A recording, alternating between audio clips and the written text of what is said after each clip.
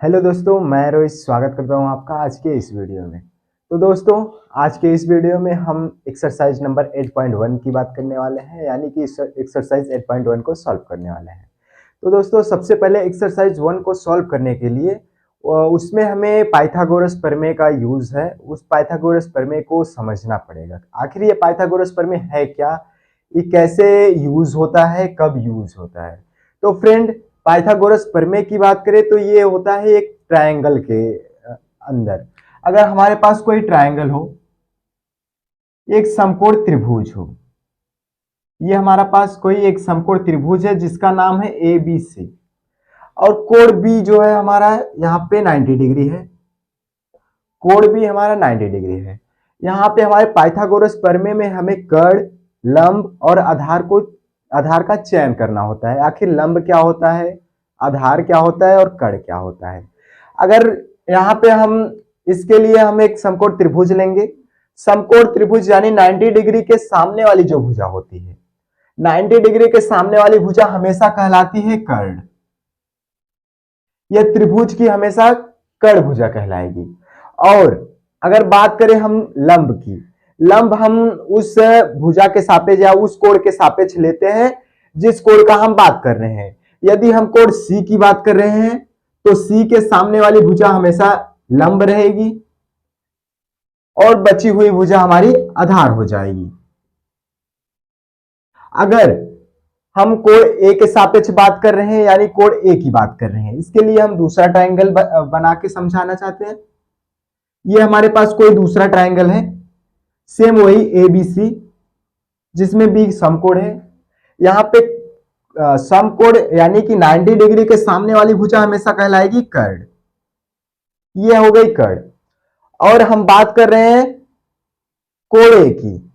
अगर कोण A की बात कर रहे हैं तो हमेशा 90 डिग्री के सामने वाली भुजा हमेशा क्या कहलाएगी, कर्ण कहलाएगी। और यहाँ पे इसमें तो बात हम कोण C की किए थे, कोण C के सामने वाली भुजा लंब होती है। और इसमें हम कोण A की बात कर रहे हैं, यानी कि अगर कोण A की बात करें तो कोण A के सामने वाली भुजा जो कहलाएगी वो इसमें हमारी वो लंब हो जाएगी। लंब हमेशा चेंज होता रहता है, लंब और आधार हमेशा चेंज होता रहता है कोण के सापेक्ष। लेकिन ये जो हमारा कर्ण रहता है वो 90 डिग्री के जस्ट सामने वाली भुजा होती है। यहाँ पे ये हमारा लंब हो गया और बची हुई भुजा हमारी आधार हो गई। तो पाइथागोरस प्रमेय को जिसने दिया था, यानी पाइथागोरस जो थे, उन्होंने ये कर्ण, लंब और आधार को लेकर एक समीकरण बनाया, यानी कि एक सूत्र का निर्माण किया, और उसी सूत्र के आधार पर प्रश्नावली 8.1 जो है पूरी पूरी सॉल्व हो जाएगी। अब इसी कर्ण, आधार और लंब को लेकर एक सूत्र बनता है, उसी की बात हम लोग करने वाले हैं।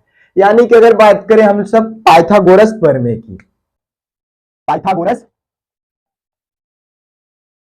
पाइथागोरस प्रमेय पाइथागोरस प्रमेय हमारी कहलाई। यहाँ पे देखिए, अगर हम बात करें तो सबसे बड़ी भुजा हमारी कर्ण दिख रही है। यहाँ पे सबसे बड़ी भुजा कर्ण है और ये दोनों को कहा नहीं जा सकता, ये दोनों छोटी भुजाएं हैं। अगर बात करें हम कर्ण की, पाइथागोरस प्रमेय ने बताया कि, यानी पाइथागोरस ने बताया कि जो हमारा कर्ण होता है, जो हमारा त्रिभुज में कर्ण का वर्ग होता है, वह इन दोनों भुजाओं के योगफल के बराबर होता है।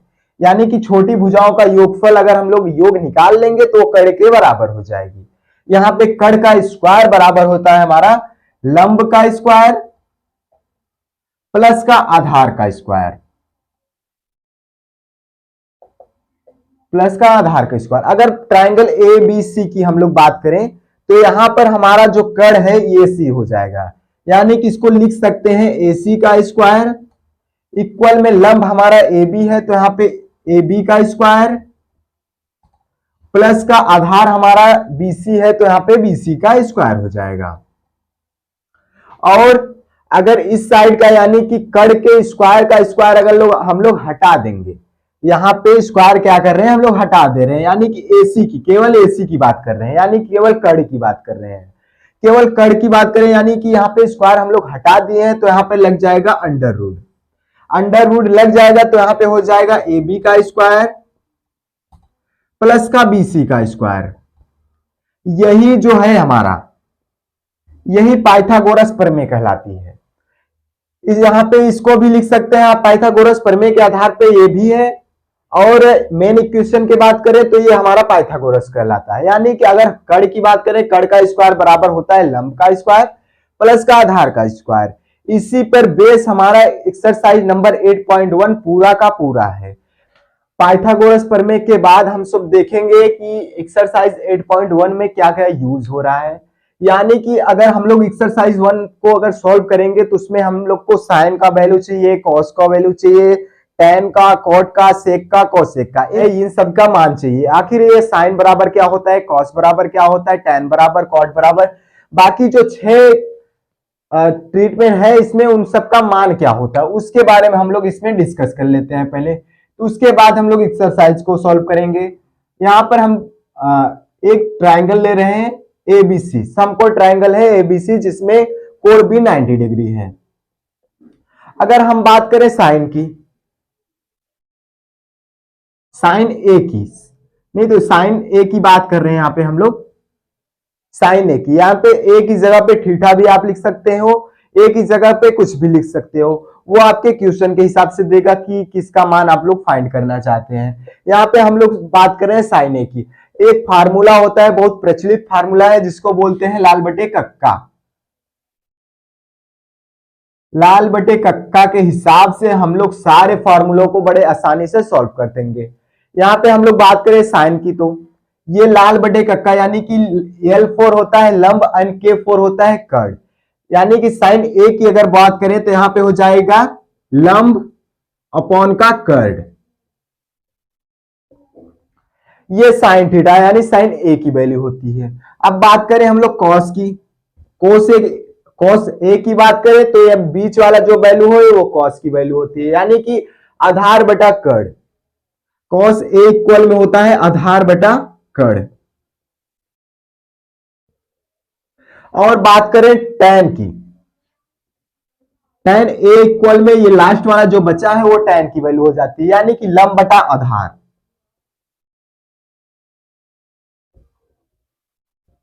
लंब बटा आधार जो होगी tan की वैल्यू हो गई।